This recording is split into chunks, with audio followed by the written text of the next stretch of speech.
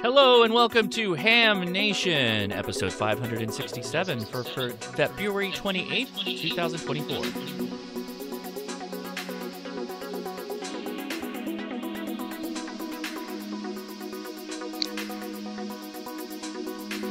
And how you doing, everybody? This is Josh, KI6NAZ. Oh, I've got a bit of an echo coming from Gordo. Thank you very much for joining us out here on Ham Nation, here on the Ham Radio Crash Course. Appreciate you taking the time. Got a fun, action-packed show. We're going to talk about a ham fest we don't often mention, and Amanda's back with some more Ham It or Can It's, which I think is now everybody's favorite segment of the show. So let's say hi to our friends. Hosts, how are you doing?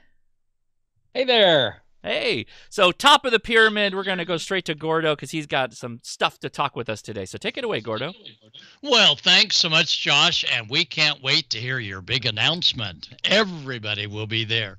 And we put together a great deal with the American Radio Relay League. They finally accepted all of my books and my audio, and I'm very happy to say they are the new distributor of our products. But the best news is we have a program from the American Radio Relay League for ARRL Instructors. And I'm going to be heading up the volunteer instructors. Steve Goodgame, who we've had on the show, is continuing to head up the professional collegiate instructors. And my big deal is working with clubs, working with Elmers, working with classes. We're going to have for instructors monthly newsletter, books at a discount, posting of your classes, ham radio library of videos that we're coming up with, the home study, pre-study notes, graduation, all of these things, most of them are going to be on the on the ARRL site. And to get a hold of me and tell me that you're interested in learning more, go to write me at wb6noa@arrl.net. Again, my call sign at arrl.net, and I'll tell you about the brand new instructor program going in full gear. Not actually brand new. They've had it for many years, but we're putting it into high gear, and I'll be leading the charge. Wow, Gordo. Question for you, too. Put me on your list. I have questions. So, Yeah. Gordo, how much time do you spend doing this for all of us? Well, as a volunteer, Steve is staff with the ARRL. I'm out here in California, so my time will be probably 2 or 3 hours a day, almost every day. And Susie and I are willing to give our time to help the ham service grow. And all you instructors out there, give me a quick email, wb6noa@arrl.net, and I'll be happy to correspond with you and turn you on to the ARRL's websites with all these materials. Wow, Gordo, thank you Excellent. so much. Over to you. So, Gordo, question for you on how someone would get access to your new books. Now, are they going to be available at the ARRL? I normally have linked people in the past to like Amazon. What's the best way you would recommend people find your material? Well, thanks. They have us covered. Amazon, ARRL, and most important, all the ham radio dealers that carry league materials will also be carrying my books and their books. So it's going to be a great marriage between all of us. That is Very wonderful good. news. So thank you for sharing that, Gordo. So the link still should be good in Amazon, but I'll make sure I keep an eye on it down below here in the description. If you'd like to get your own, copy of the learning material, you can do it that way. All right. So Don, how are you doing this week? I'm good, thank you very much. We are at the 28th now of February, which normally would be the end of the month. But we have the 29th, so it's a leap year. So let's not forget to wish happy leap year birthday to all of those who celebrate their birthday on February 29. You only Happy get one birthday birthday. every 4 years. And I So have happy a ham leap friend. year, babies. Happy I have birthday, a ham babies. friend that he's only 14 now. Yeah. What a great way to stay There was young. I saw a post the other day. There was a 100-year-old lady who was celebrating her birthday, and she's only had 25 birthdays. So Isn't that cute? yeah. That's just so cool. So we've got a solar update from Dr. T. We've got the update, of course, from Amateur Radio Newsline. And coming up the day after the 29th, on March 1st, is the opening of, can't believe it's here already, the nominating period for the Amateur Radio Newsline Bill Pasternak WA6 ITF Memorial Young Ham of the Year Award. That nominating form will be posted on the Amateur Radio Newsline website, arnewsline.org, on Friday. Josh? Excellent. Very excited about that. So we'll be talking about that in a little bit. And we do have a solar update from Tamitha Scove this week, so stay tuned for that. Amanda, how are you doing? I'm doing fantastic. You know, my greenhouse burnt down. We're rebuilding, so bigger and better. So that's fun. We're going to have about a 12 by 16 greenhouse. Really excited about this. And other things, of course, I have Ham It or Can It coming up tonight. I love that. Love it. It's my new favorite segment. We're also going to be talking about Google AI. Now, I know that you've heard a lot about this in the news lately, and I'm going to see if it's helping out amateur radio or not. You guys be the judge. So I'm looking forward to that. So stick around. I'm going to be watching for your questions, and I'll be sending them to the host. So thanks bunches for being here. It's going to be a great show. Yep. Gordo, over to you. Okay, well, thanks. And you know, one of the big missions of instructors is not only to get your students through the class, but to get them on the air. So I'm going to show us tonight great ways to get on the air on the 10-meter band. So Josh, let's go ahead and roll it. 10 meters for the technician class operators has been hot. I mean, there are techs on the East Coast that are working Europe on 10 meters. You have voice privileges from 28.3 to 28.5, and the 10 meters has been open almost every single day this week. We had 3 X-class flares from the latest sunspot, and this latest sunspot, as you'll hear from Tamitha, is a mama, and it still could give off another flare this weekend. And every day the 10-meter band is open. So what's it like to get on 10 meters? Well, it's fun for the voice portion, 28.3 to 5, as well as digital below. And all you need is an antenna that's only about 8.5 feet long on one side and 8.5 feet long on the other side. I mean, that's easy. You can easily make one. Take a pair of wire cutters, some good quality coax, and with that coax, you want to just nibble away without hurting the inside, or I should say the outside braid that's inside this outside jacket. And you nibble away, and you pull off that jacket, but save it. And, oh, no, that's not going to work on a coaxial cable connectors. Way too long. But that's okay. You got plenty of coax. You robbed it from Don's place when he wasn't looking. Oh, that's where that went. You're all set to go. But this is not going to work. You shorted it out. You've got to trim those little teeny pieces of braid back so that they're not shorting the center conductor. So do a little trim job. Make sure that they're not. Oh, that's good now. But that's a little long on the center conductor, sticking through the PL259. And, yep, you can see braid through the little holes. That's the ground side, and that's what we want to see. Some folks will cut them off, and they'll just leave a little bit on the tip, and that way you know you've got a good soldered connection. Now, when you're soldering this, you can't do it with like a little 25-watt iron. You got to go in there with a big mama soldering gun or a soldering iron. I mean, when you turn on that soldering gun and pull the trigger, all the lights in the house dim. Now you've got a good connection. And you also need to tighten up on your soldering gun, the 2 leads that go into the gun itself. So we get that nice and hot. Oh, look at that. Don, that looks like one of your connections. That's one of my connections. It's but beautiful. You know how we judge a good connection? And here's Amanda. I think that's her finger. Yeah, that's probably Amanda with a gold connection. We need to do the braid, and you've really got to give this some good heat because you want to make sure that you're going all the way through to the adapter that's on the inside.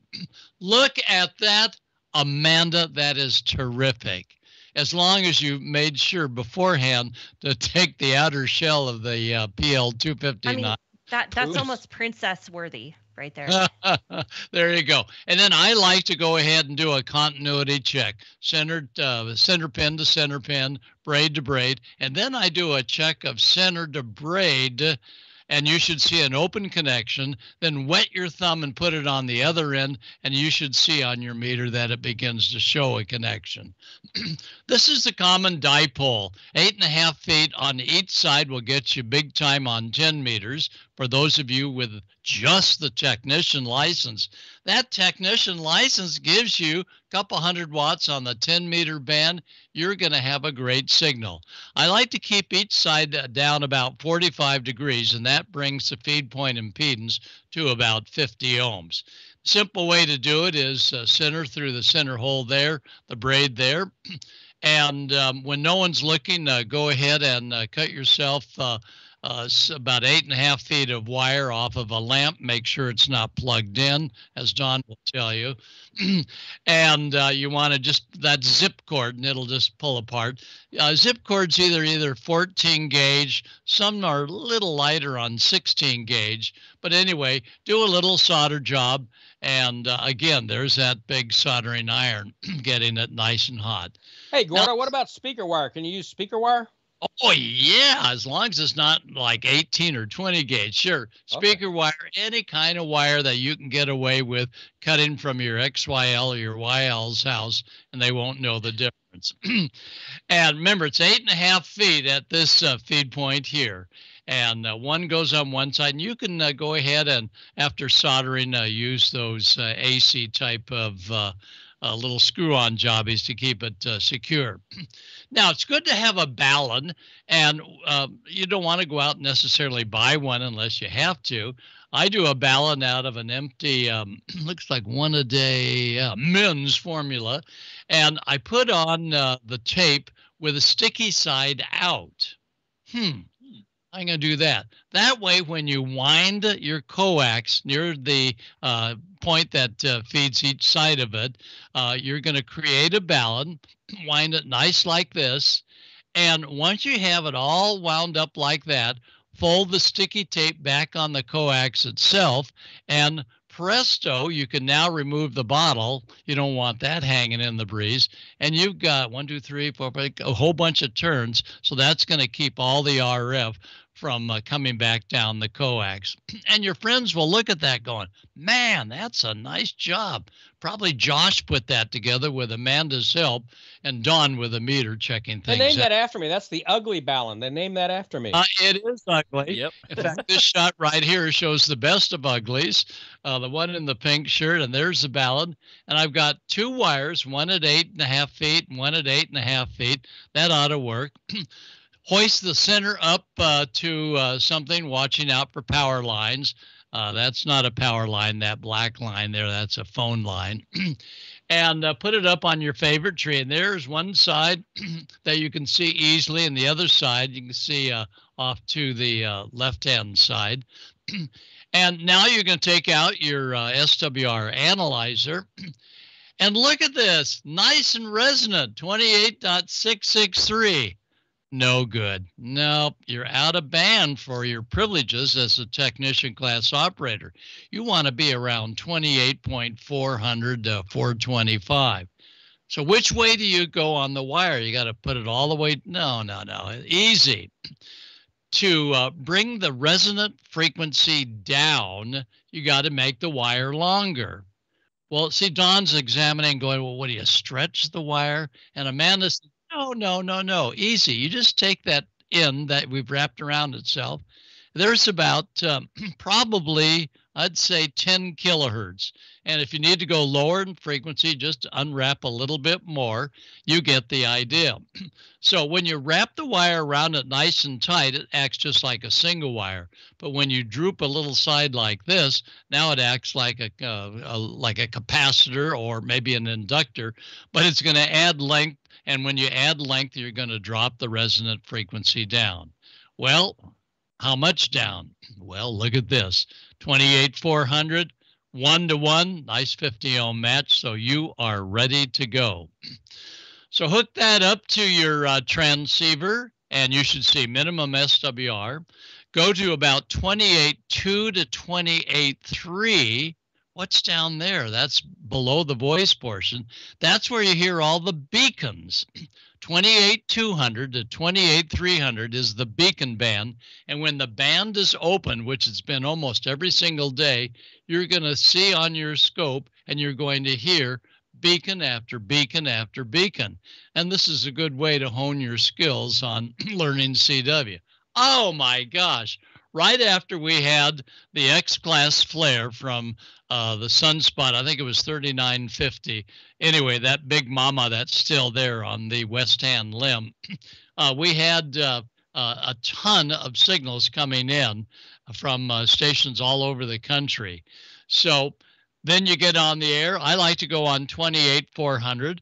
I first announce myself and say, is the frequency clear? And if it isn't clear and somebody screams at you going, we're using it, then give Don's call and then sign off. Yeah, that's what I do. Go about 15 kilohertz later, try your CQ. And on 28.3 to 28.5, don't go right on 5, just a hair below it. You're going to find so many contacts because they enjoy working, brand new technicians or old timers as well. And you know, those of us with the higher privileges, we still hang out 28.3 to 28.5. So this weekend, get on the air and work some DX on a homebrew antenna, and you'll feel real good about yourself. And instructors, be sure and send me an email. My call sign, WB6 and away at ARRL.net.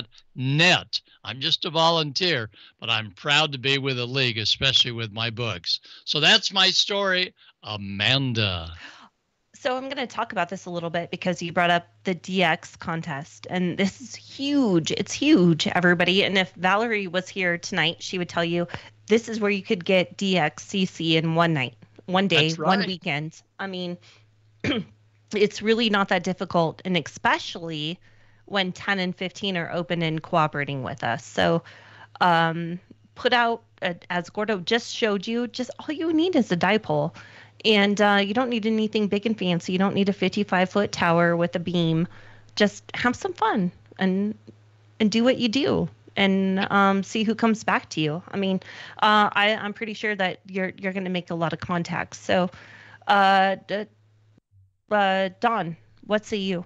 Yeah? Yeah, absolutely. I love 10 meters. I love to get on 10 meters and give technicians who are there on 10 meters their first like HF contacts. I'll get on there sometimes and I'll call just for technicians only, CQ technicians only.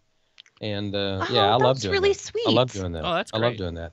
Yeah, that is. I've never. And I like to get on the other bands and call for new generals only.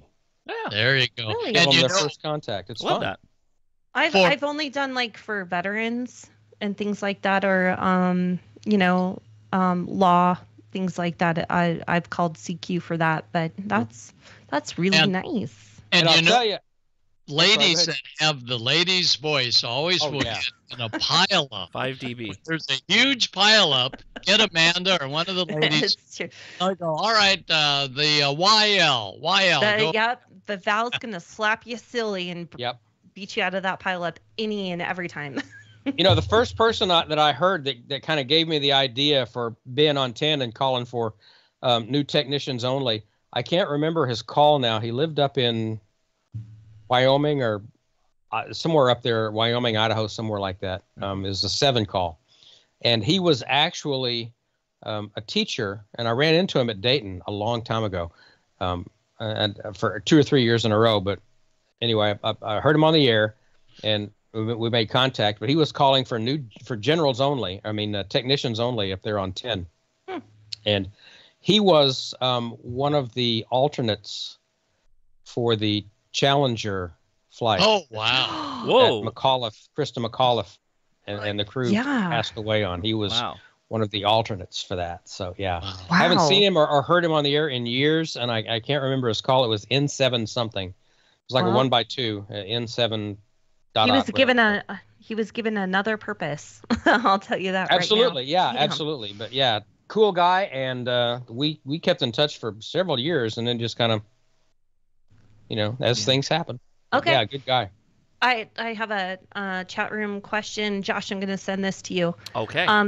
It's not a silly question. There's only silly people. Okay, by the way. I'm kind of silly. Like Don. Yeah. Right.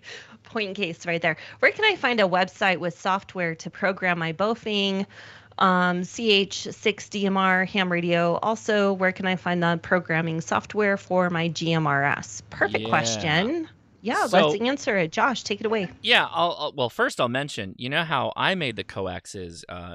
Everything gets soldered. It's real nice. You get your Ballon, your Ugly Ballon all set up, and then you forgot the collar for the coax. It's not on the coax. That's how you know I did it. It's a two-step soldering job. Yeah. So, Prep Rebel Actual, we saw your comments there. Thanks, by the way, for being live with us, and welcome to all the new people to ham radio and showing interest after the news that we all got hit with.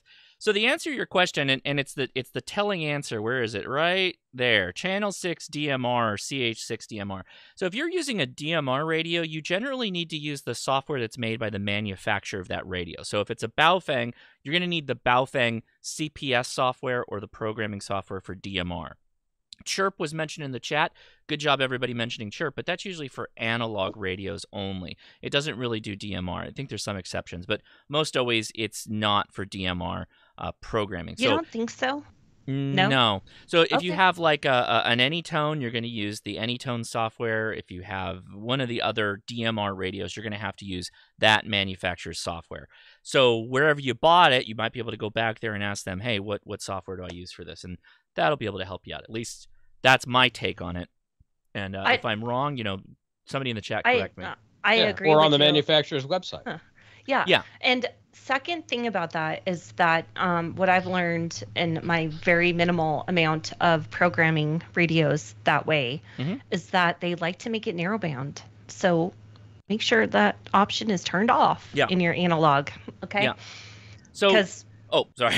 Go. So the other part about GMRS, now that you might be able to do with Chirp. Chirp's actually kind of the Swiss Army knife of radio programming, particularly FM analog radios. So that would be. Oh, somebody just turned a radio on in the background. I heard an Anytone. I heard it. Yeah. Oh, it's a TYT. Dodd just keyed up a TYT. But since You I know it have is you because here, of the the sound. Do. Yep. There, he's got it there. But since I have you here, I've got the focus. I think I'll do the introduction here, or at least the announcement.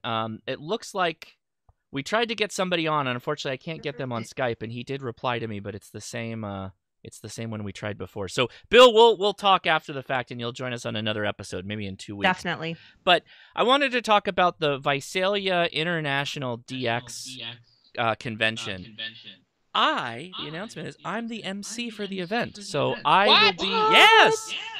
So for the banquet and the breakfast, I'll be doing some of the welcoming, running through some of the awards, and talking with the people as we're going through it.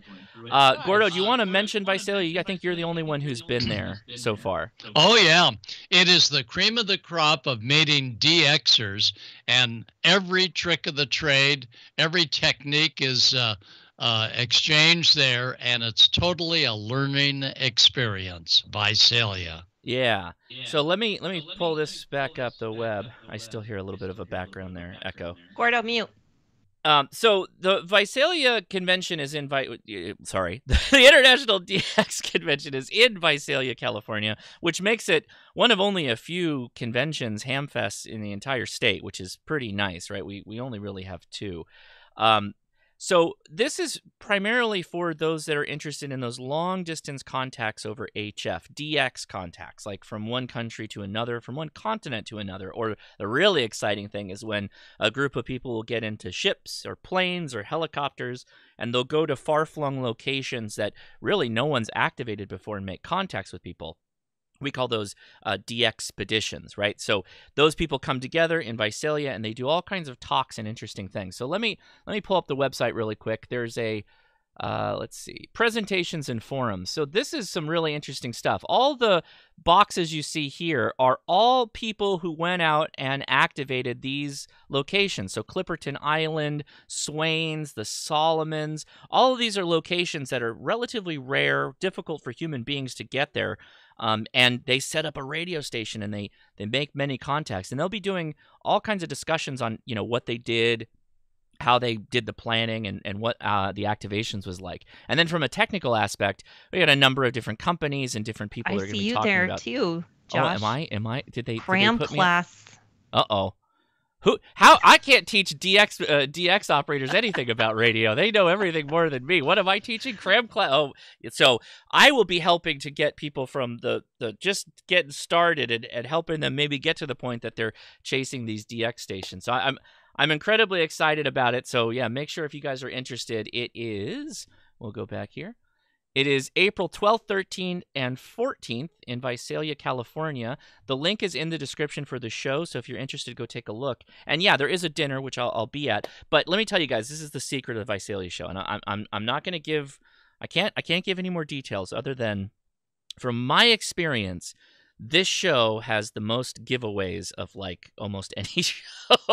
So I heard it might be up to like $50,000. That could be giveaways. Classified numbers. I don't know if we're allowed to say. I don't know. Allegedly is in chat. So allegedly. Buttload.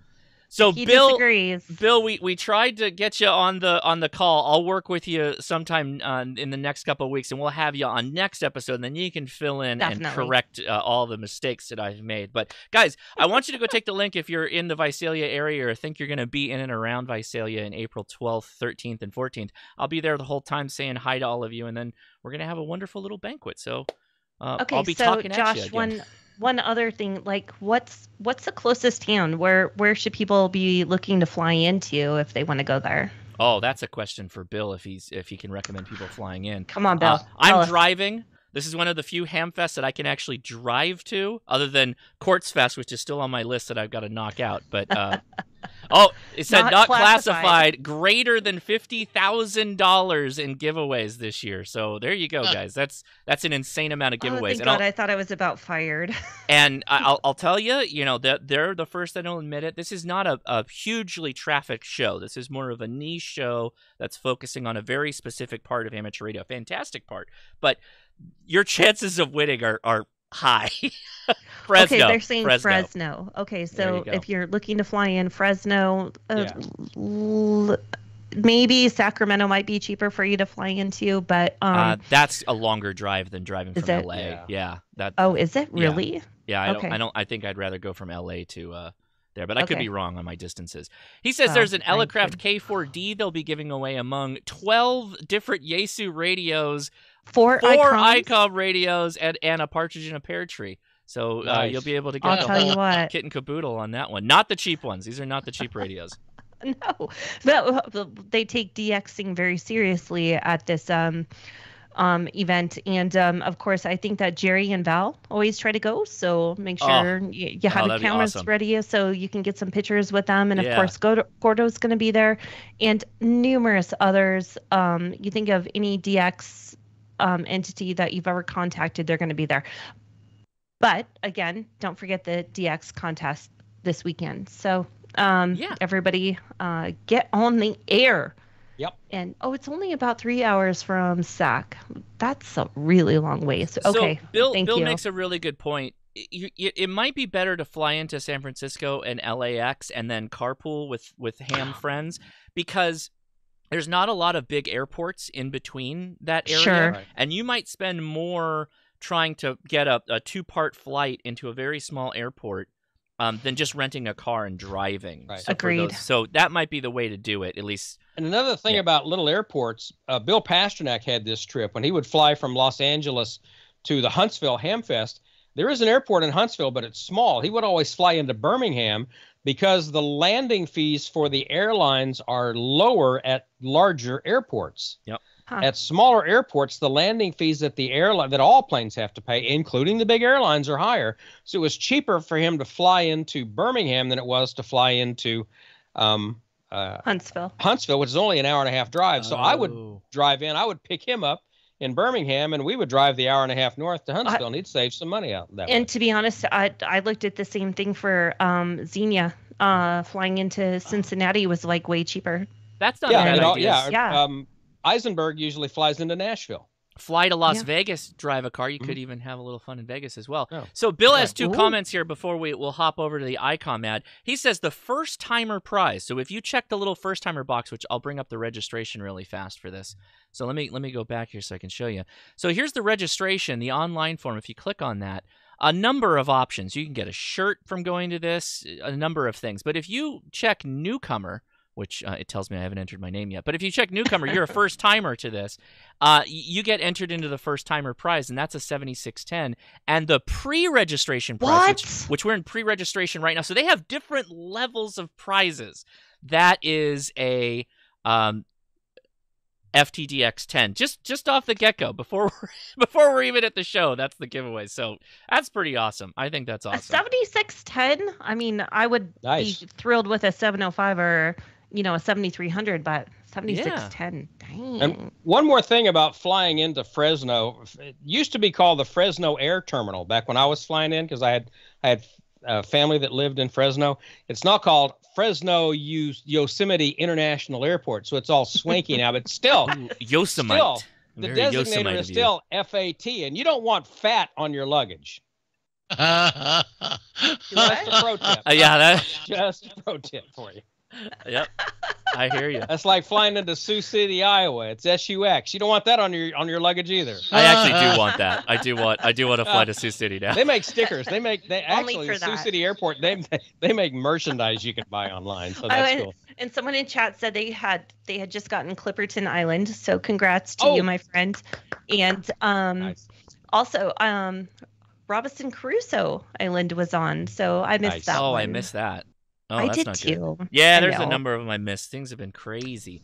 I know. Same here. This whole work thing is getting in the way of my radio playing. I'm telling you, this is DX time. Like this is when everybody goes out and like all in the southern hemisphere. It's summertime there, and that's why they're going to travel there and all the things. So hopefully everyone in the chat room is not missing out like we are.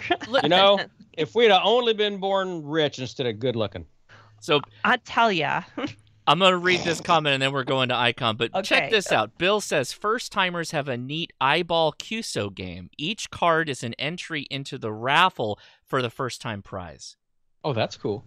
How smart is that? That's cool. That's smart. Well, Bill, don't give away too much of the lightning in the bottle here. You're going to come back in 2 weeks and you can tell us all the extra stuff that we haven't covered. But I'm very excited now. I'm very excited. Me too. Okay, take it away, Icom. Keep your competitive contesting edge with Icom.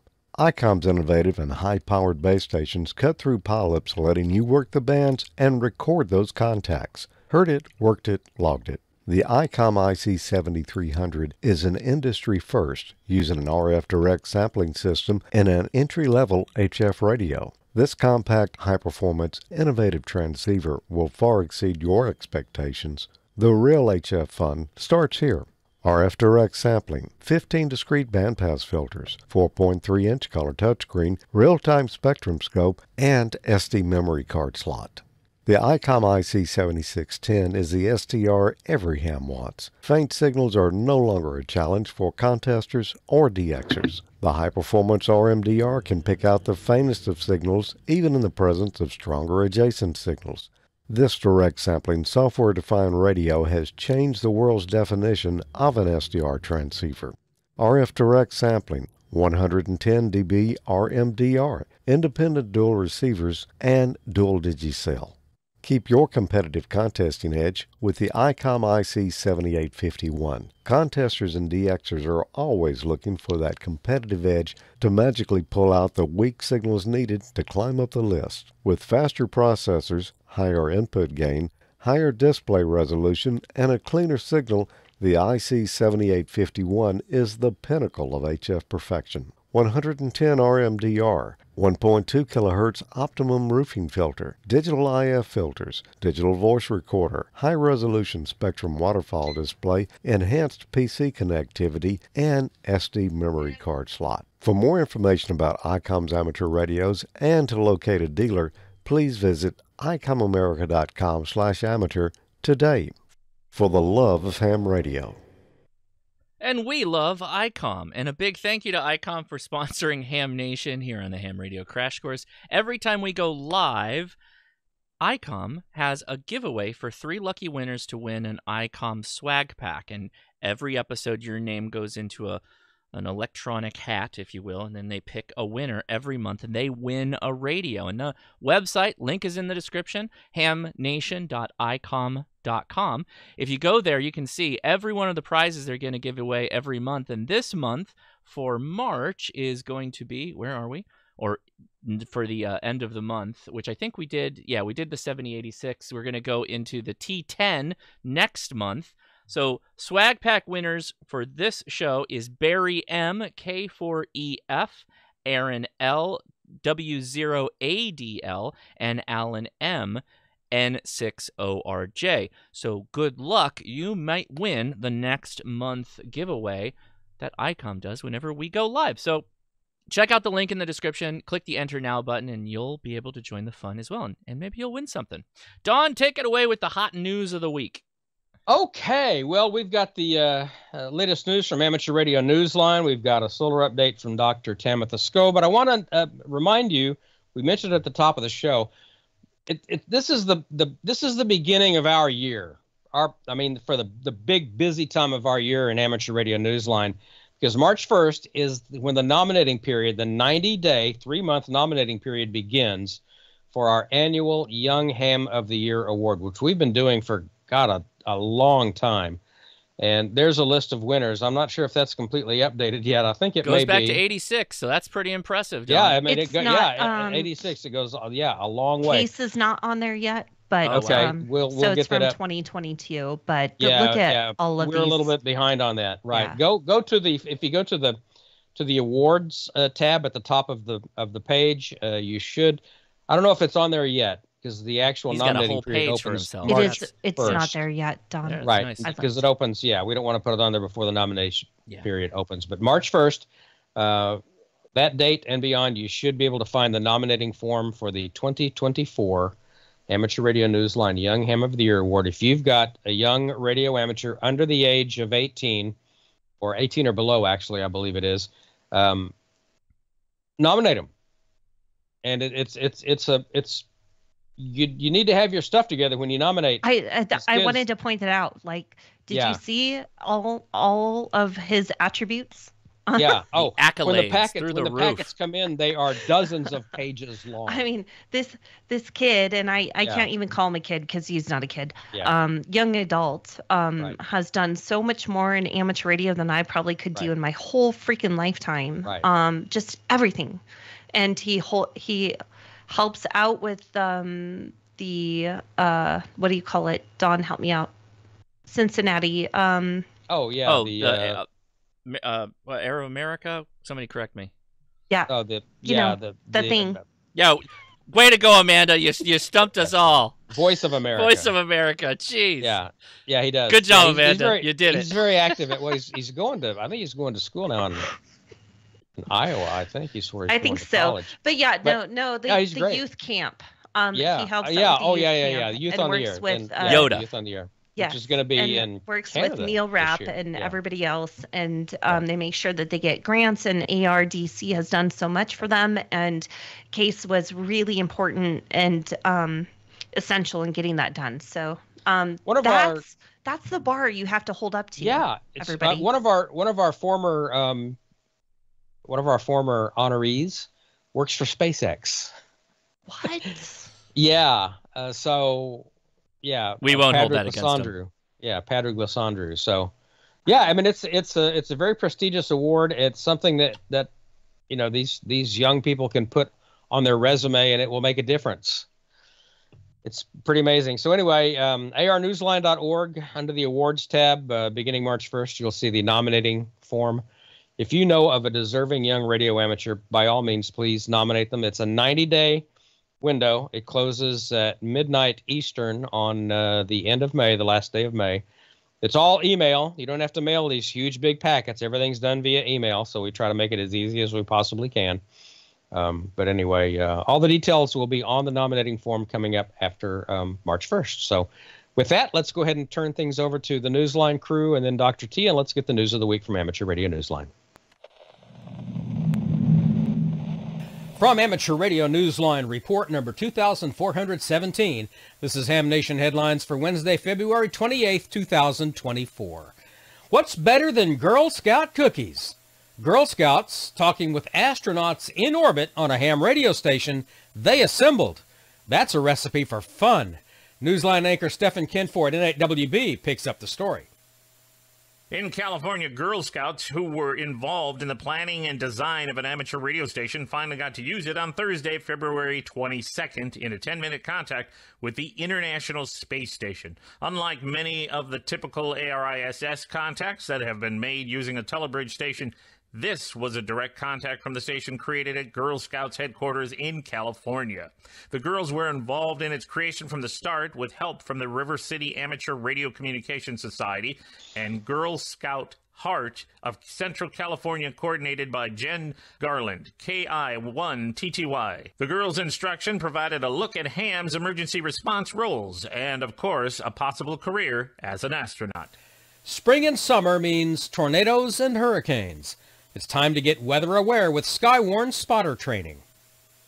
We're approaching that time of year when the National Weather Service begins Skywarn spotter training in the U.S. for the start of hurricanes and other storms of spring and summer. Lloyd Colston, KC5FM, told Newsline that in his area of the United States, Wichita, Kansas, as well as the Norman and Tulsa, Oklahoma weather forecast offices have already announced their upcoming classes. He said preparation is an important and serious undertaking. You can be aware or you can be scared. The National Weather Service offers training locally and virtually, so you can be aware. Christopher Strong, warning coordination meteorologist for the Baltimore, Washington, D.C. Weather Forecast Office, told Amateur Radio Newsline that hams can play a big part in being, quote, weather aware by knowing what threats are possible, unquote. Amateur radio operators not only need to keep our equipment ready to go, but also keep our training up to date. You can attend spotter training online or find out about classes in your area by visiting weather.gov. Then locate your local office by entering your zip code in the search box. When you find your local office, look for the Skywarn link. This is Randy Sly, W4XJ. Behind every achievement of a young DX chaser, there's at least one mentor who's cheered them on with moral support and technical guidance. Working quietly behind the scenes, these seasoned hams become big achievers too. Now, these Elmers are getting a moment in the sun as well, as we hear from Newsline's newest correspondent, Travis Lisk, N3 ILS. The DX Century Club Award is a top amateur radio honor that recognizes hams who have confirmed contacts with 100 entities. Now, those hams who have guided younger achievers on their journey to DXCC are in line for a top award themselves. A team of DX organizations is preparing to give a Mentor Recognition Award this May at the annual DX Dinner, which coincides with Hamvention in Xenia. To qualify for the award, mentors must have assisted a DX chaser who is under the age of 30. Applicants will be reviewed by a judging committee made up of representatives from the Southwest Ohio DX Association, the Northern California DX Foundation, and the International DX Association. For an application form, send an email to thedxmentor@gmail.com. This is Travis Lisk, N3 ILS. Speaking of youth and amateur radio, the nominating period for the Bill Pasternak WA6ITF Memorial Young Ham of the Year Award opens March 1st and runs through the end of May. More info in coming reports. And that's all from the Amateur Radio Newsline, your independent source for amateur radio news since 1976 at arnewsline.org. With Stephen Kinford, N8WB, Randy Sly, W4XJ, Travis Lisk, N3 ILS, Karen Eve Murray, KD2GUT at the news desk in New York, and our news team across the globe, I'm Don Wilbanks, AE5DW 73. We'll see you next time here on Ham Nation. Now, here's the solar update from Dr. Tamitha Skov, WX6SWW. A big region says goodbye in a big way, and an Earth-directed solar storm could bring us another chance for aurora. Those are the stories in this week's Spotlight.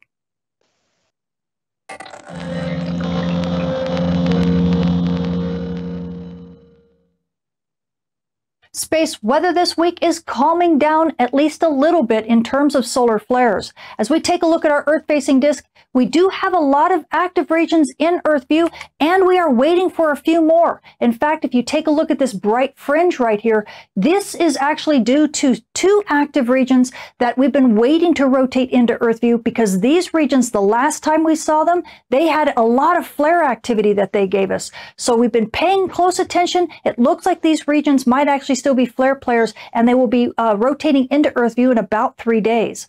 Now, we also have a big active region on the far side in the north, and this one is also a solar storm producer, and this one should be rotating into Earth view in a few days as well. So we are definitely keeping our eyes on the east limb, because it looks like big flare players and solar storm producers could be in our future. Now, as we take a look at the rest of the active regions in Earth view, they've not been doing all that much in terms of big solar flares, but look at region 3591. Whoosh! Did you see that? That was a non-Earth directed solar storm. This is a solar storm that's headed mainly south of Earth, but that's not the only one. Look at this unnumbered region. On the 28th, it fires a solar storm as well. Bam! Right there. Did you see that big poof? Well, that was a solar storm going mainly east of Earth, but it does have an earthward directed component. In fact, it also had some dimming regions up in here. So that tells us that not only did this have a component that's kind of going east and partly directed at Earth, but it also has got a big component going north of Earth. In fact, as we take a look at coronagraphs, you can see the first part of that halo. That's the part that's going east and somewhat Earth directed, but it also has this big northward component. So it makes it a little bit tough to model, because it's kind of, a 1-2 punch kind of thing. But it looks like both NASA and NOAA have modeled these structures very well, and we'll talk more about that in a minute. Meanwhile, as we take a look at the rest of the disk, well, we've got region 3590 that was that big flare player. It had been giving us some big X-class flares over this past week, and then it kind of quieted down. But remember, it also did not fire any Earth-directed solar storms at all during its entire passage. We called it shooting blanks. Well, believe it or not, as it rotated to the west limb, did you see that big poof? That was a solar storm. It finally launched a solar storm before it's rotating to the west limb, and that means that region 3590 is finally still alive. So we are going to be watching it as it rotates behind the west limb and on its far side passage, just to see whether or not we actually might see it one more time on the east limb in about 2 weeks. Now, switching back to that solar storm, we're going to take a look at our solar storm prediction model, ARRL. This is Nass or NOAA's version of the model. The top panel's density, the bottom panel's velocity. You're looking down at the sun from the North Pole, with Earth being off to the right. And as we set this solar storm model in motion, you can see that solar storm being launched. It'll launch in a second. There it is. You can see that solar storm being launched mainly to the east of Earth, but it does look like it's going to graze Earth just a little bit. See that little lip right there? In fact, NOAA's got it impacting us as a glancing blow right about the 2100 UTC on the second. And that could give us a little bit of aurora, possibly down to mid-latitudes, but I think high-latitude photographers will definitely be in luck. And when we take a look at the NASA's version of ARRL and take a look at the solar storm prediction, again, you're looking down at the sun from the North Pole, with Earth being off to the right. As we have this set this model into motion, you once again see that solar storm being launched, but it's launched a little bit faster according to NASA. In fact, NASA's expecting impact to be right about 1500 UTC on the second. So anywhere between mid-afternoon to late on the second is when we're expecting this solar storm. If it arrives early, it'll pack a little bit more of a punch, but it may not arrive early. If it arrives late, then, well, it'll be a little bit weaker. But aurora photographers, this is the best chance we've had for aurora in a little while. So definitely, if you're at high latitudes, take a look. And even if you're at mid latitudes, well, it might be worth something.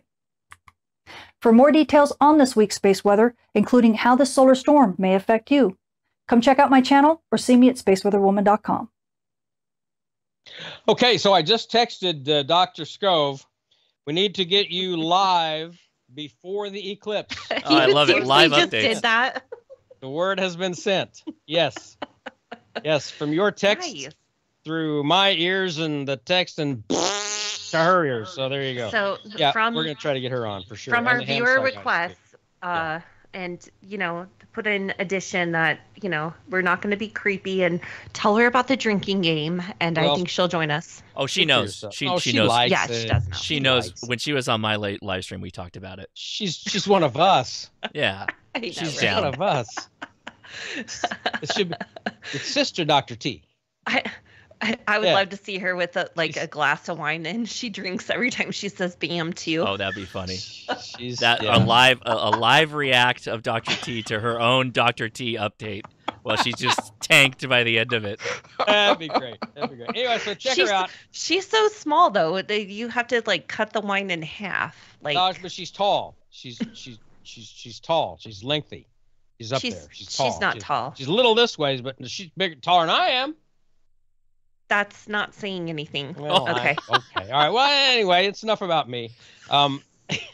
Yeah, follow her on X, Twitter, whatever you want to call it, at Tamitha Scove. Oh my gosh, you guys, I'm having too much fun tonight. On Okay. YouTube, it's Tamitha Scove, and of course, spaceweatherwoman.com.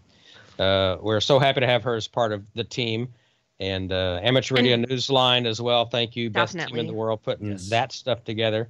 And yeah, so just man, we're surrounded by great people with the Amateur Radio Newsline folks and Dr. T and Ham Nation and we all of y'all out to there Dawn. watching. We're great company tonight. I don't even know how Dawn managed to find this gal, but tell you what. The luckiest man on earth finding her. Because you found her before she was even a ham, right? I mean, this was big. Yeah, it's huge. Way before. It's been like 8 or 9 years, maybe close to 10 years. She texted me the other day. She says, "I think I've known you like 10 years now." Wow. And yeah, you know what it was is there was some solar news that I was putting something together for one of the videos here in the early days of Ham Nation, like 10 years ago, and I came across her on YouTube, and I said, "Can I use your material for this? It's totally educational." She says, "Oh my God, yes." And so that's how it was, and I think I'm the one who actually coined the Dr. T term. She says, "No one's ever called me Dr. T." Before. Really? You did.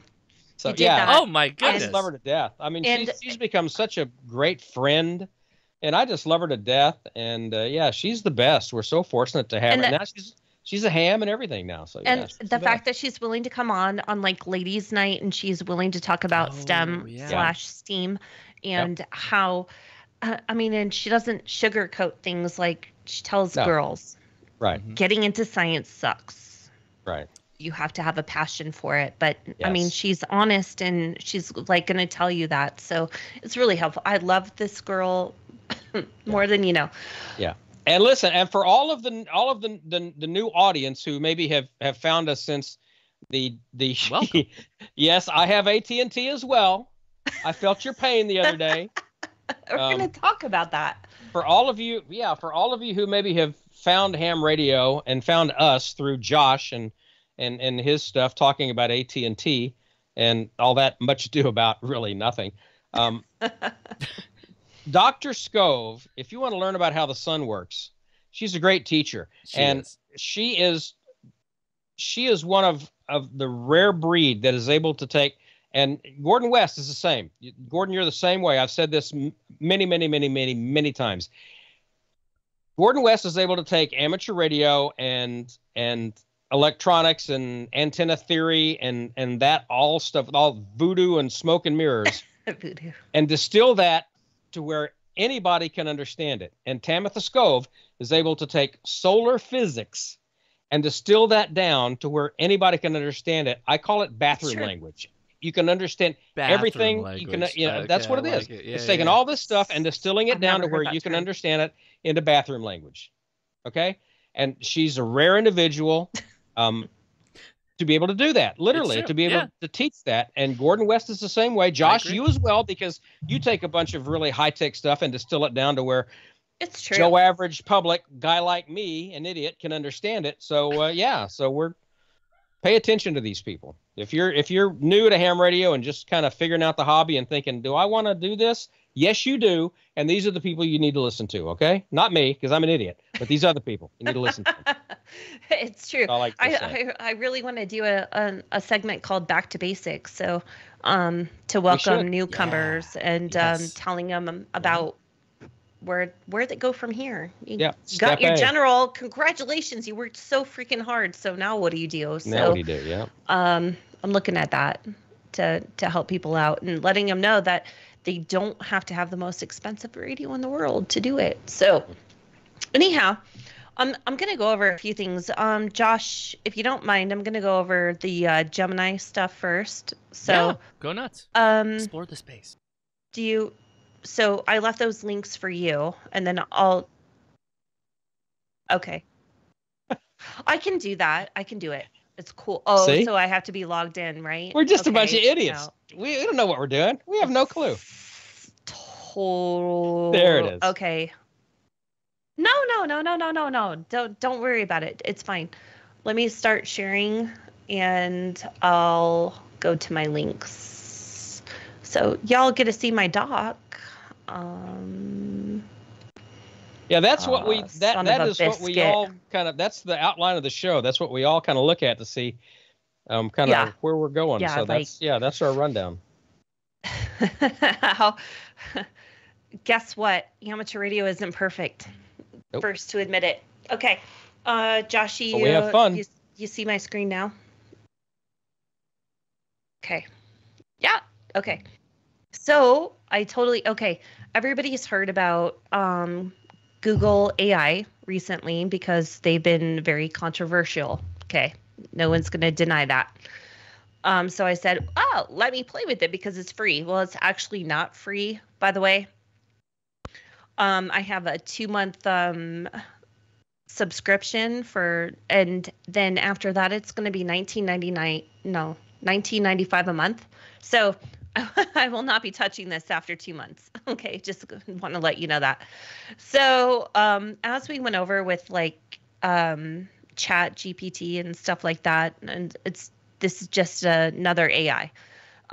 First thing I asked is ham radio. What is ham radio? This was really, really coolly accurate. So I want to put that out there.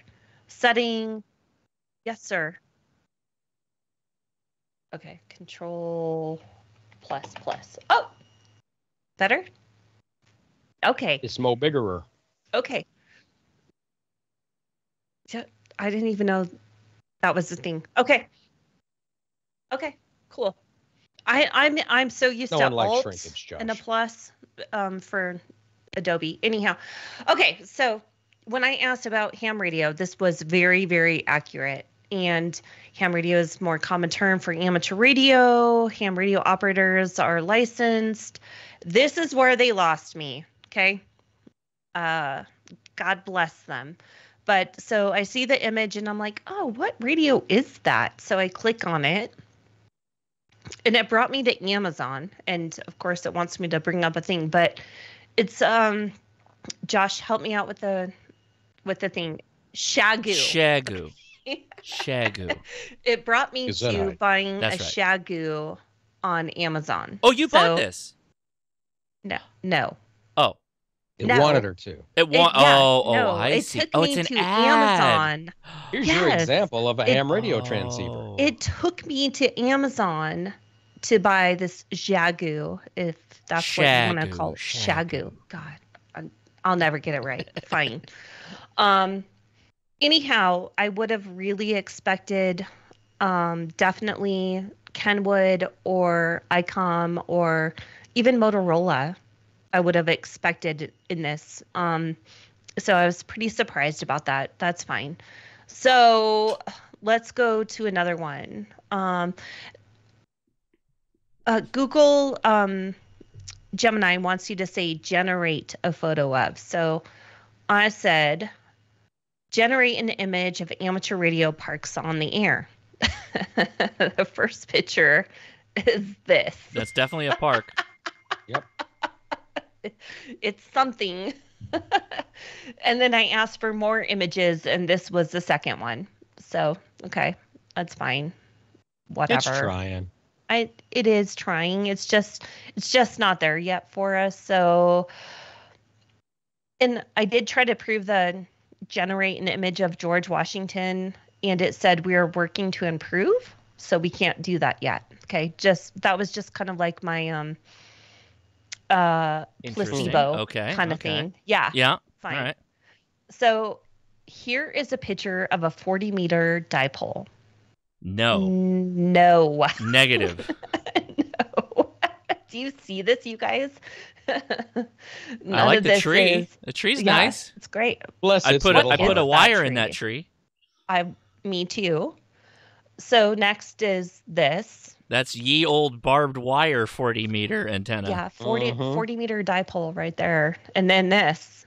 Yeah. Oh yeah, that's definitely 40 meters. I like the feed point too. The feed point is way out of control. Go back to that. Go back to the last one for a second. Wait, what? Oh, okay. Look at the feed point. Look at the feed point.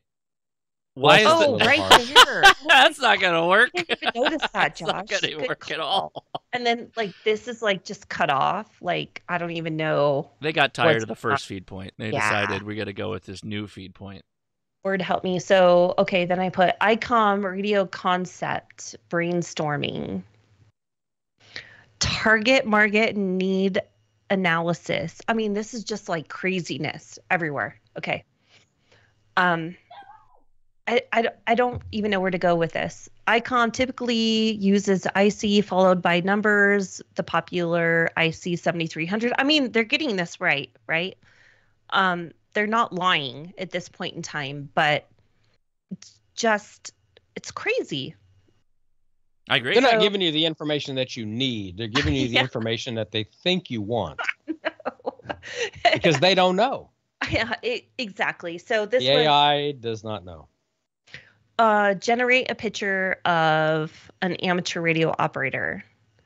Oh, this ought to be good. Yeah, absolutely. Let me clarify a few things about ham radio to make sure the images are accurate. Setting, focus. Let me know your preferences. And then again, the photo of the Zygu. That thing. Shagu. So, okay, fine. But so the reason they do that is they just drop an Amazon affiliates display thing in there, and it's just picking the thing. So it's not doing any. It's not doing any intelligence. Paid for? Yeah. They're just dropping an Amazon because it's easy. This is the artificial part of AI. Yeah. Yeah. So this one was generate a picture of a ham radio operator. We are working to improve Gemini's ability to generate images of people. We expect this feature to return soon, and we'll notify you in release of updates when it does. Okay. I'm done with this. 0 stars right now to help you. I don't know. 0.0. I don't know how AI is going to help us in the future. And if this is what is helping our youth, we are screwed. Okay? Well, it's a pretty niche question. I know AI, but I did ask about George Washington. Pretty good for just a general question about a niche. I mean, an ultra niche subject like amateur radio. That you're probably the only person that's going to ask it all year. So I don't know. They're working on it. They're working. I don't do the whole AI thing. I go back to I worked for a GM dealership. I'm in internet sales, and there was a whole thing where somebody asked in a dealership, not mine, but a dealership out of state, to recommend a particular pickup truck for the AI at the GM dealership, and it recommended a Ford. So the F-150 is probably the best-selling truck in the country, and this was the AI at a GM dealership. Good. So yeah, excellent. There's a real world example for you. That's some brand marketing right there. That's exactly. That's right. What you want. They've pulled that Lord, AI bot, I think. What happens when you ordered a Big Mac? So we're actually thinking that you would like the Whopper. Yeah. Well, exactly. Yeah. Do you prefer flame grilled? It asked that this customer asked for, give me some recommendations on trucks, and it said, well, and the Ford F-150 is the best-selling truck in the country, and it mentioned the Dodge Ram as well, and it also mentioned GMC and Chevrolet, but it said probably the best buy is the F-150, and that was the AI on a GM dealership website. Well done, AI, as always. Nice, absolutely Wow. killing it out there. Way to go. Okay, we're gonna move on It's to time. Is it time it's time.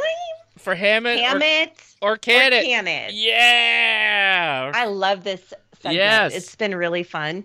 And everyone, you can agree or disagree, but please shout out in chat if you would ham it. Shout out in chat. We want to see Definitely. ham it or can it. Ham it or can Ham it. it or So here we can go. it. There She's you go. sharing screen. Oh, we have a cat in front of a waterfall. How can you not ham it? Aw. Cat's is operating and- DX. Oh, and by the way, you guys, if I never give you credit, just yell at me, and I'm really sorry if I forget to give anybody credit that I steal their photos from. So, anyhow, this is Sean, KX9X. He is definitely a cat lover and also a pizza lover, I hear. But yes, his cat is checking out the waterfall and having a fun time with it. This is definitely ham it. Okay, let's move on. Ham it. Ham that. James. Hey, our buddy You and I- James Hannibal. James, you and I had to talk. I don't know what this is. Okay. James gave me the coolest, like mouse pad in the world, and I love this thing. And it has like the LEDs around it. But James, what is this? Come on, I know you're in chat right now. Is that a Anyhow. Baofeng? Is that a Baofeng pattern jacket? He says sometimes we wear puffy fang jackets. It's for fun. So is this a Baofeng? Hey, no hashtag Fang Jacket? Gang? Where's my hashtag Fang Gang? James, explain Fang gang. yourself like right now. Okay. I'm saying can it right now because I don't know I what don't it know. is. I'd wear that on Halloween. I'd probably. People look are at what, saying ham Josh. it. Look at your glasses. I Hell yeah, know. you'd wear that. I'd wear anything. Exactly. It's my point. Shut the hell up. Okay. Who else shops at Tractor Supply for ham radio antenna goodies? I'm guilty. Yeah. Oh Can yeah. it? Ham that. No, ham it. Del- Ham it. de- Oh, definitely. yeah. Dude, no, you get no, your stuff where you ham it can. for sure. If you Definitely. It's all see- about building stuff. If you see a Electrical- shelf that's slightly angled at 45 degrees, you know you're in like ham radio I'm telling territory. Oh, yeah. There's so many Oh, parts yeah. you can make an antenna Yeah. out of, Oh, all kinds of yeah. stuff. Get a Just- mast up on the air. Yeah. electric fence wire. That's all I Oh, have to say. And that's it's like right. super cheap. And it's That's it. durable. Very durable. Okay. Out Oh, and hey, about. hey, not to interrupt, but I just got a text from Tamitha Scove about Uh-oh. coming on before the Live updates. That would be lovely, she says. Lovely. You heard it here first. Okay, I'll reach out to her. That would be lovely. I would just love that. It would be lovely. Okay, this is a what the what. Okay. Out and about with the kids whilst they play, so do I. Testing the Quishing radio. Tip, give your oldest child a PMR and keep tabs on them whilst enjoying ham radio. I don't care about the whilst here, by the way. Yeah, I you're like allowed that. to I have like that. that. Wild I like things to join, yeah. Whilst. Well, Um, M7, yeah, he's that's over across the pond in the Okay, I'm just the motherland, yeah. No. Whilst enjoying. That's how they talk over there. They talk funny over there. Mhm. they do. Yeah. Again, not my That's concern. that's the Queen's English. That's not American English. Could you just stop for 1 second? Oh my Probably gosh. Okay. But thank you All- for asking. All I'm saying is that now I was always afraid of a Baofeng, and now I have this Quashing. Quang So Quansheng. please, can Yeah. you can it? Stop making new radios so I don't have to worry about having to help people program new radios. These ones I are don't know. pretty You know cool. what? They're out making contacts. I'm hamming that. These are pretty cool because they have Yeah. like infinite options of firmware changes that you can modify in these. That make them like you can add a Uh, waterfall to that crazy screen. It's Are pretty you impressive. kidding me right now? Yeah, no, it's pretty Wow. impressive. They're doing a lot out I- there. You guys Yeah. are gonna have to watch Josh's show for that because All right. I'm not doing it. I'm Okay. with you, Lee. I'm all about it. This is can it for me. Oh, no way. Wait, are you not a You- scanner gal? You don't run a scanner at home? I do, but I actually have a sanctioned public safety radio where I'm well. allowed to do that. Well, that's like you So- looking down at us saying, "Can it?" Where I'm slumming it with okay. the Yeah. with the Let me- regular let- scanner user. Let me Yeah. stop you right there. Stop. Okay. Yes. that's Yes, true. but I don't know. But so much Y'all stuff got to is... start. Listen, You got to start in the radio hobby somewhere, whether it's He's gonna scanners kill or me. CB. Eventually, you find your way up here to the promised land. Okay, I'm all about it. Go for it, Amanda. Okay, this is my point. Don't spend the money on it if you don't know if your stuff is encrypted or not. Because that's where I'm trying to get at. Don't go out and buy the scanner if everything in your area is encrypted, because you can't hear anything. So you just wasted $400 for nothing. I take back everything I said. You're 100% accurate, Amanda. That is exactly what I say too. If somebody wants to get into scanners, they're wonderful. I love them, assuming you're in the right area, or if you're like Amanda and have Uber access that you can hear everything. You're exactly right. Research. So please. If your county is completely encrypted, you're screwed. You're screwed. That does nothing for you. Do not. Of course, there's not Radio Shack anymore, right? So you can't go buy a 700, 800 scanner, but if you find a good deal on it, I absolutely can and have done. What do you mean?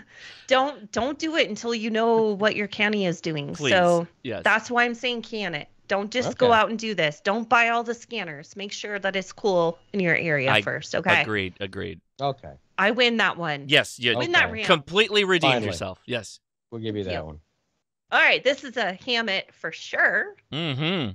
Bought a new tool and need to learn a new language to use it. We'll let you know how it goes. Please, Carl, let me know how it goes. Shout out to that key. It has some of the best magnets on a key. You could slap it upside down on a table. It don't care. It'll hold. It's 3 magnets on that base. It'll hold on to anything. It's a really good key. You're accustomed to this. I have it in silver. I don't have the red one. Yeah. I like the red one. Shut up. I'm hamming that all day long. It was so freaking cute. I couldn't help it. Okay, we're gonna talk about the cell phone service outage a little bit. Here we go. Yeah. Food for thought in relation to the cell phone service loss this past week. The recent cell phone outage across the country highlights our national reliance on a technology that has no backup systems whatsoever, everybody. Well, that's not exactly true. This is a staggering oversight and leaves us with a realization that we have no mitigation against such disasters. Now would be the time to look into getting your ham radio license and investing in a ham radio for yourself and for your family. Increase your resilience. As we know, this scenario could repeat itself in the near future. Okay. Let's just talk about this whole situation. Yes. First of all, I have AT&T and I never lost service. Me too. Okay, Don. Well, I don't think it was nationwide. It was just. I don't think so either. I heard that it was like maybe 100,000. I lost mine for a few hours. It was back on before noon. Okay. Yeah. Gordo, what about you? Did you lose cell phone service? No, we had a slight AT&T outage, but it didn't last for probably about an hour. Okay. Yeah, it wasn't long. Yes. You don't need your ham radio license because your cell phone service is going to go out. I want you to have that anyways.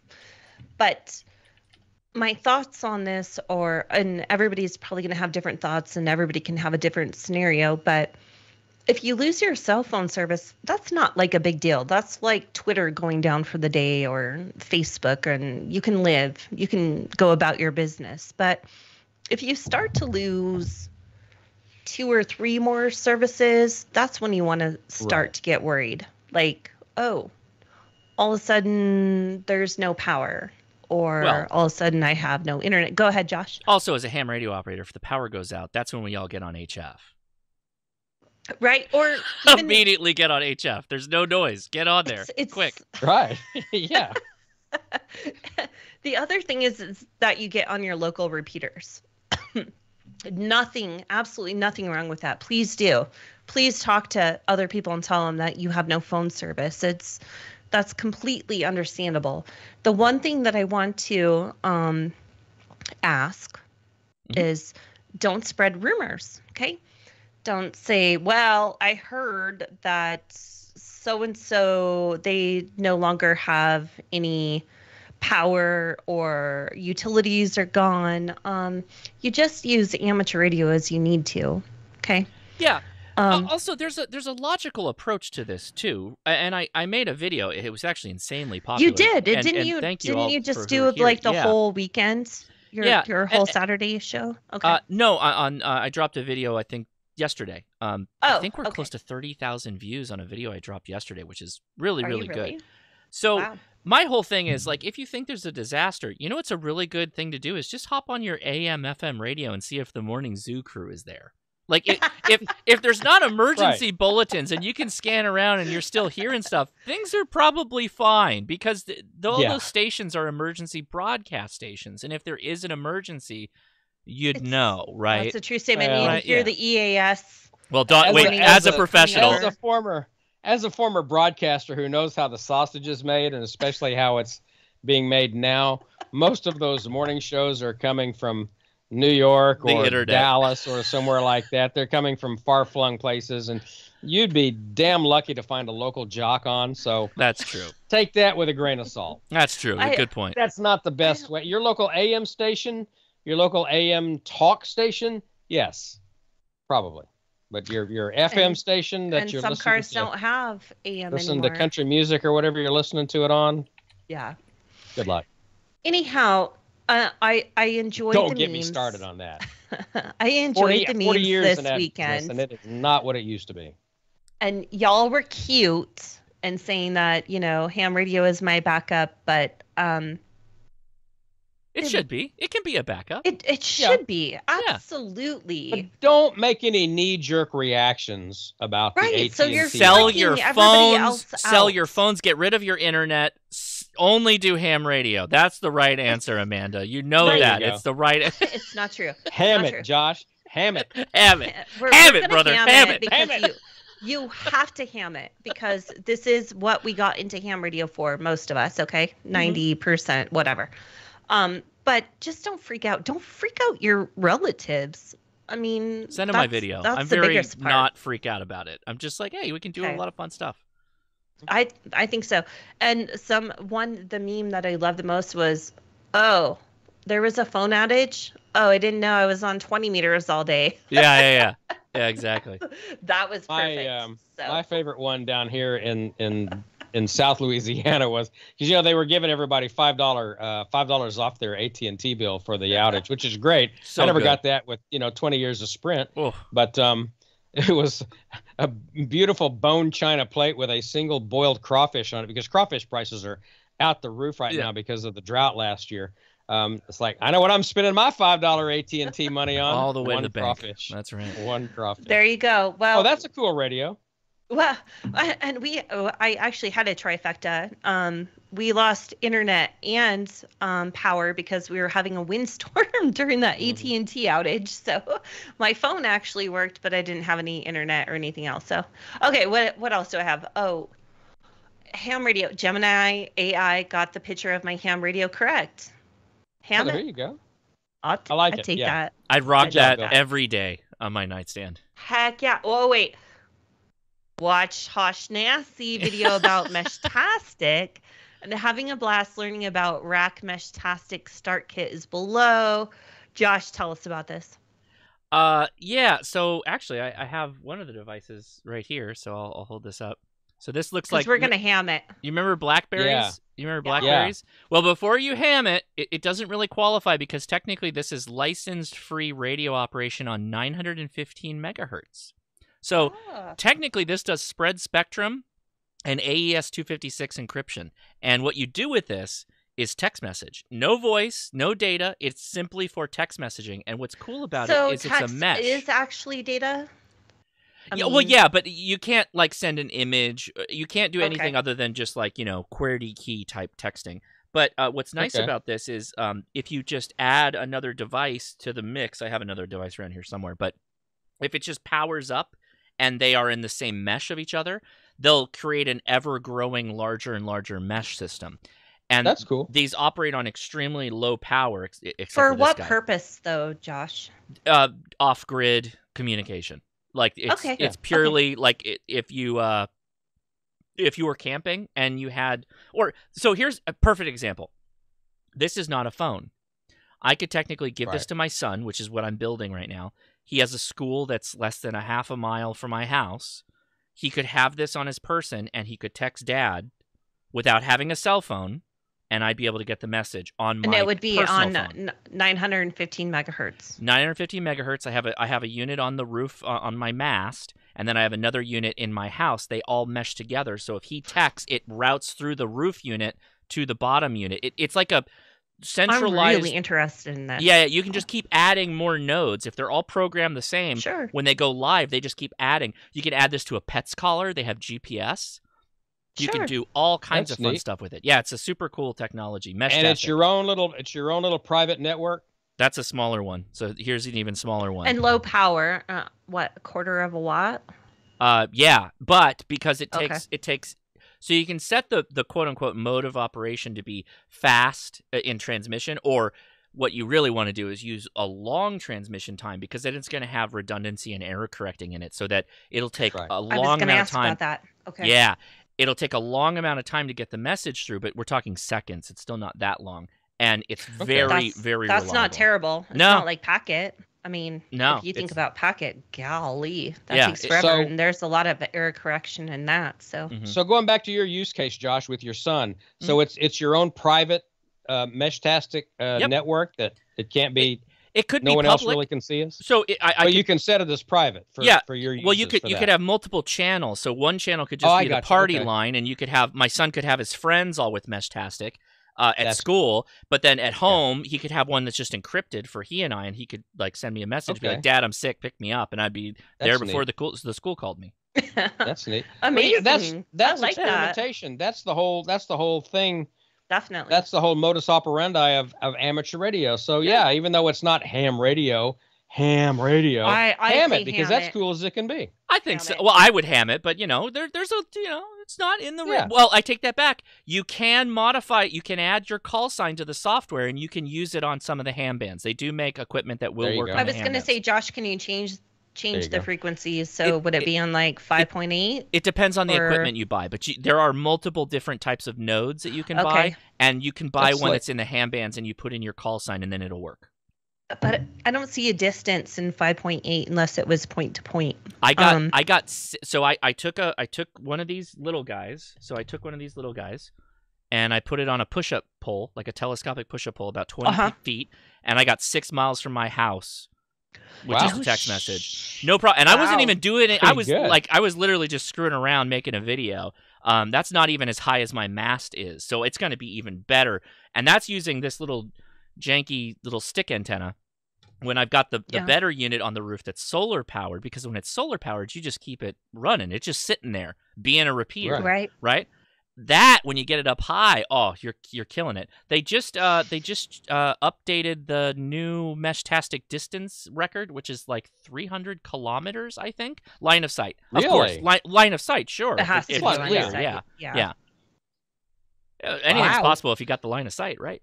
Well, if they have the horn and stuff and they're like pointing it and they know exactly where they're I going don't even for think it. they of were doing. course. I don't even think they were doing directional antennas. I'm You don't think not so? sure yet. I got to look into this a little bit. Oh, let's Wow. research that. Yeah. Put that on a little Interesting. 915 Yagi or a Definitely. little horn or something. That'd be cool. Yeah. Mhm. Okay, everybody, we've taken way too much of your time tonight. I like It's it. been a great show. Great job. It really has been fun. So don't forget, we have some nets going on right now. We have 14 Charlie on D-Star and 7192 for 40 meters. And Steve, K7UDI is W7UDI, excuse me, is on, I think, 14 to 68 or thereabouts. So look around, find our nets, and thank you to all of our net controllers. We appreciate you very, very much. Thank you, Josh, for an amazing show, and thanks Thank you all. for producing us. Yeah. It's- Well, thank it's you been for fun being tonight. here, and we'll get Bill back on next 2 Yes. weeks. Yeah. Yeah, and hopefully Dr. T as well. So Well, looking thank you, forward to it. Gordo, Dawn, and Amanda again, and thank Thank you you. all. Until we talk to you again real soon. 73. Roger that. Mm-hmm.